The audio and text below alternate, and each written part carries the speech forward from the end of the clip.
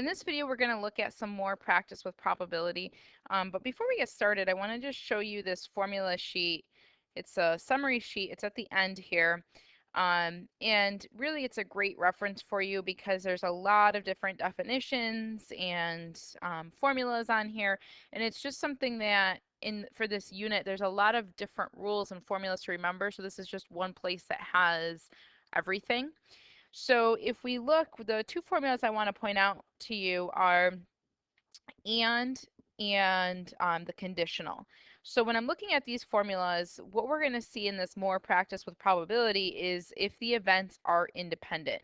So if the events are independent, if it gives you that in the problem, then you can go ahead and you can just multiply the two individual probabilities when it's an and. So basically what I'm doing is I'm taking this test for independence, and if the problem tells me that the events are independent, I can just use that formula that we use to normally test if two events are independent. If I have a conditional, so a given, well now if it tells me that the events are independent, I can use the formula that we normally use to check to see if the events are independent. So just be aware that there's two different and formulas and there's two different conditional formulas. One, if the events are independent, if you already know that they're independent, you can basically use the formula that we use to test to see if events are independent. So if you don't know, you'd have to test in order to use the formula. Well, you'd use the formulas to test, but if you do know, you can go right to these shorter formulas. Otherwise, you have to use these formulas that are given here if we don't know that they're independent. So let's go ahead and let's go back up to page 26. And what I'm going to do is I'm just going to write on the top what we just came up with. And let's just, because it's really going to apply to this section. So if two events are independent,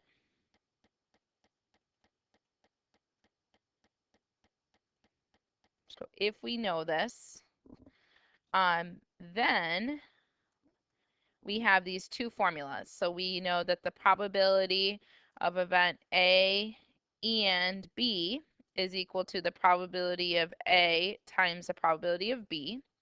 These formulas too are not given to you, so just be aware of that. These are things that you'd have to know.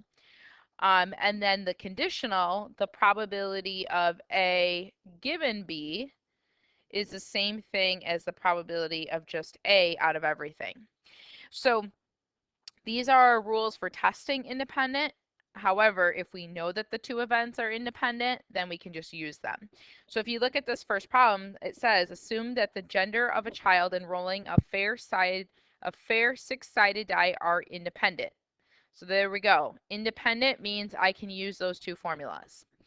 What is the probability that a mother has a girl and rolls the number 3 on a six-sided die? So we have the probability with an and in here. So I'm going to go ahead and I'm going to use this and formula. So my two situations here is we're talking about the gender and we're talking about a die. So what we're going to do is it's the probability that a mother has a girl. Let me actually write the formula first. So I'm going to say the probability of girl and number 3 on a die is equal to the probability of a girl times the probability of number 3 on a die. So basically I just use this formula.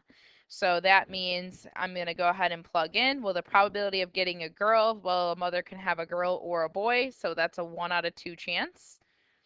Times the probability of rolling a 3, well, there's only 1 3 on a six-sided die, so there's 1 3 out of 6 possibilities. We multiply these together, so multiply across the top, multiply across the bottom. The probability of having a girl and a number 3 on a die would be 1 out of 12. So that's it. And again, we use that formula because it told us that the events were independent. Notice number 2, again, in bold, events A and B are independent. We know that the probability of A and B is 0.2, so that basically means the probability of A and B is equal to 0.2. Which statement could be true? Okay, so if I know that the events are independent and I have an and to start, I know that the probability of A and B has to be equal to the probability of A times the probability of B. I know that the formula from the top of the page is true, right? Because the events are independent. So let's look. I'm going to jump down to number 2 and number 4 first to check, because see how those are just the probability of A and B? So basically, if these two numbers multiply and give me 0.2, then I know that that's the answer. If these two numbers multiply and give me 0.2, then that's the answer. And if neither of those are the answers, well, then I'm going to have to use my OR formula or my conditional formula to figure out the rest of it. So let's just try it. So if I multiply 0.8 times, I'm going to put in my 0.2 here, I'm going to see, does that equal? And when you do that, so I have 0.2 on the left, multiply those together, you get 0.2, therefore it checks, therefore choice 2 is the correct answer. Number 3, a fast food restaurant analyzes data to better serve its customers. After its analysis, it discovers that the events D, that a customer uses the drive-through, and F, that a customer orders French fries, are independent. So again, independent events. Now I can use my formulas. The following data are given in a report. So I know this stuff right here. So I already see the probability of French fries, the probability of French fries and drive-through. So that means I know my formulas that are true. I know that the probability of French fries and drive-through is equal to the probability of French fries times probability of drive-through. I know that that formula is true. But look at what I'm trying to find. I'm trying to find this conditional. I'm trying to find the probability of French fries given drive-through. So I know so this is one formula that's true. My other formula is my conditional formula. So the probability of French fries given drive-through has to equal the probability of French fries. Remember, whatever letter's first here is what the probability is equal to, because you're basically saying, well, the probability of French fries out of all of the drive-through people is the same thing as probability of French fries out of everyone. So this formula is the formula I want to use because that's exactly what I'm trying to find. And if you notice, I already have that answer. These have to be equal since the events are independent. So that just tells me that this is actually equal. Probability of French fries given drive-through has to equal 0.8. So that's it. Not a whole lot to that one. You can just go right into using your formula. You could make that, more complicated and you could use other formulas. You could use your conditional formula and you could use your and, your conditional without knowing that the events are independent, but this is way quicker. This is the way to go. Knowing that they're independent means this is true. That's all I have to do. Let's continue. So if I go to the next page, number 4, we have given events A and B such that the probability of A is 0.6, probability of B is 0.5, and the probability of A or B is 0.8. Determine whether the events are independent, or I should say not. We don't really use dependent, so I'm just going to say independent or not. So we want to determine if they're independent. So that means I have to do the test. So I don't know if they're independent. I have to do the test to see if they are. So remember the two tests for independence. Just a reminder here.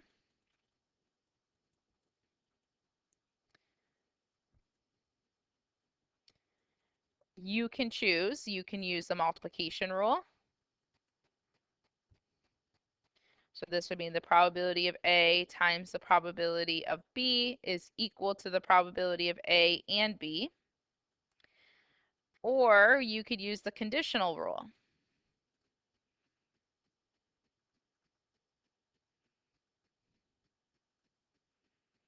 So this would be that the probability of A given B is equal to the probability of A. Or you could say the probability of B given A is equal to the probability of B.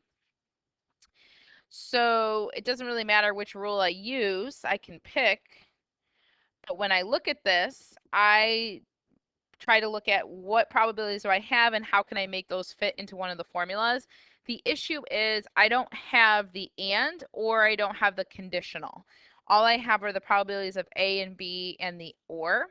So the fact that they give us the or tells me, well, maybe I can use that somehow. So if you think about your or formula, so remember the or formula, that is the probability of A plus, oops, let me actually write the or part first. Probability of A or B is equal to the probability of A plus the probability of B minus the intersection or the overlap. So minus the probability of A and B. So if I use this formula, see how I have 3 out of the 4 things? I know the probability of A, I know the probability of B, and I know the or. If I plug those 3 things in, that'll give me the and, which will then allow me to use a multiplication rule.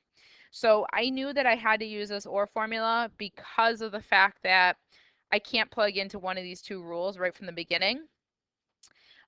So I chose the OR formula because I knew the OR probability, and I also knew that the OR formula would give me the AND, which is what I really need. So let's go ahead and plug in. So we have 0.8 for the OR, probability of A is 0.6, plus probability of B is 0.5, minus probability of A and B. I don't know that. I'm going to solve for that. So I have 0.8 equals 1.1 minus the probability of A and B. Subtract the 1.1 from both sides, so I get negative 0.3 equals negative times the probability of A and B. Divide both sides by negative 1, and we end up with the probability of A and B is equal to 0.3. So now that I know that, so now that I have these 2 probabilities and the and, now I can use my multiplication rule. So now I'm going to use this rule right here. So now for my test, we're going to use the multiplication rule. And we're going to test the probability of A times the probability of B. Does that equal the intersection, or the probability of A and B? So 0.6 times 0.5, does that equal 0.3? So multiply those, we do get 0.3. So therefore, that checks, and therefore the events are independent. So now I can say A and B are independent events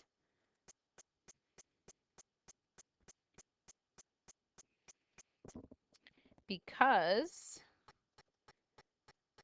their probabilities are equal. So because I did the test for independence and I got that the probabilities ended up being equal when I used the multiplication rule, therefore my events are independent. And now going forward, you could use either of these to solve the problem. I mean, we know that this is true, but now I can use this conditional rule if I wanted to. I would know that the probability of A given B is actually the 0.6. It's actually equal to the probability of A. So once you know that it satisfies that test for independence, now those formulas are free to use. So now for number 5 and number 6, these types of problems are word problems with probabilities kind of mixed in. My strategy for these is really to list out everything they give you. So when I go through and I'm going to read these, I'm going to start listing out what they give us. So it says 48.6% of the North Dakota population over 18 years old is female. And then it says, so first of all, I don't know like what am I looking out of? So then when I go to the next part, it says 65.9% of the total population of North Dakota over 18 years old has enrolled in college at some point in their lives. So basically what we're looking at is out of the people that are 18 years or older in North Dakota. That's our target here. So we have 48.6% of them are female, and 65.9% of those people are enrolled in college. So those are my two events right now. So I have the probability of being female is 48.6%. I'm going to change this to a decimal just for calculation purposes. And then the population or the probability of being enrolled in college out of those 18 years or older in North Dakota is 0.659. And then it says if these two events are independent, notice it's not bolded, but it is an important word here because now that opens up doors to being able to use those formulas. What is the probability that a randomly selected adult, so out of all the people in North Dakota, so out of all those 18 or older people in North Dakota, what is the probability that they will be a female who has enrolled in college? So a female who has enrolled in college is what we're trying to find. So basically that's the same thing as saying both female and in college, or it's an and is basically what it's saying. So our goal here is to figure out the probability of being female and, oops, I didn't mean to close that parenthesis, and in college. Well, since these events are independent, I know that that has to be equal to the probability of female times the probability of being in college. I'm just using my and formula. So now, luckily, they gave me those two things. All I have to do is multiply them. So it looks more complex than it is. It's really just a simple calculation. It's just multiply them, but you have to be able to decipher what it's asking. So I'm just going to multiply those numbers, and I end up getting 0.320274. And then in bold here, I see to the nearest percent. So my answer is going to be 32% when you move that decimal place 2 places to the right. So that's my answer. So one more of these. So traffic data revealed that 35% of automobiles traveling along a portion of an interstate highway were exceeding the legal speed limit. So 35% were speeding is basically what this is saying, right? Exceeding the speed limit out of all the people. Using highway cameras and license plate registrations, if a car was speeding, so now I see a given here. So I'm seeing if a car was speeding, then 52% were sports cars. So let's write this information down. So first of all, we know the probability of speeding out of all the cars, because it says they were revealing of the automobiles that were traveling along a portion. So out of all those cars, 35% were speeding. So I'm going to say 0.35. And then what portion, what's the second probability here? If a car was speeding. So that's given that the car was speeding, 52 were sports cars. So they were sports cars. Oops. Sports cars. Let me go back to that just a second here. Sports car given speeding. Because of the big if there gives that away. Then it was 52%. So 0.52. What is the probability that a randomly selected car, so randomly selected car, so out of all the cars, along the same portion of the highway was a speeding sports car. So speeding sports car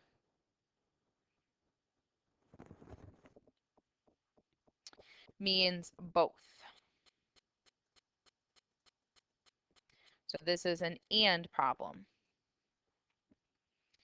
And again, it's out of, because now it's saying a randomly selected car. So out of all the cars, what's the probability that it's speeding and it's a sport car? So that's the and. So that means I'm trying to find the probability of speeding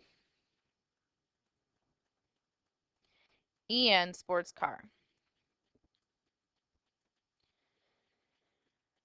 Notice for this one, I did not come across the word independent. So that's important because that means I can't just multiply the probability of speeding times the probability of sports car. Instead, I have to use this other formula. I have to use the formula. So let me go to here so you can see. I have to use this formula here. So basically, it's the probability of A times the probability of B given that A happened. If you notice, it's this formula. These two formulas are exactly the same formulas. The only difference is, so we only really talked about conditional before. The only difference between these two formulas is what it's solved for. So if I multiply both sides here by the probability of B, I would get exactly what I have here.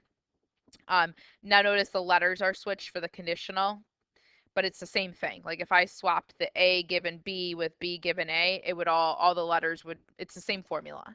So I'm going to use this formula right here. So I'm going to go back up to that page. And I end up with, so this is actually equal.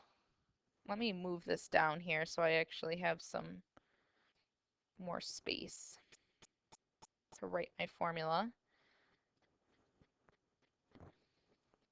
This is going to be the same thing as the probability of speeding times the probability of sport given speed, or vice versa. It could be the probability of sports cars times the probability of speed given that it's a sport car. However, I have to look at what do I have? So what I have to work with is the probability of speeding by itself.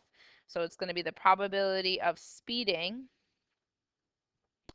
times the probability that it's a sports car. So it's almost like saying the probability of speeding times the probability of sports car, but since the events are not independent, I have to consider the conditional here that it was given that the car was speeding for the second probability. So sports car given speeding. So I guess what's important to point out with this formula is notice that the speeding and the sports car are still the two probabilities that you're trying to compare, but you have this conditional part because the events aren't independent. So now when I plug in, I just use what they gave me in the problem, so 0.35, and then probability of sports car given the speeding, that was 0.52. Multiply those together and I get 0.182. And that's my probability. So again, the math itself, the calculations aren't tricky. It's knowing how to set up your formula. So making sure that you decipher all of the wording and doing that first, I think is always helpful before you start looking at which formula to use and how to plug in. The other thought is making sure that you're reading very carefully. Don't try to skim through these problems. Making sure that you are underlining or highlighting. Be very careful about your reading when you're doing these problems because it makes a huge difference in this unit. So go ahead and try the homework problems for this section.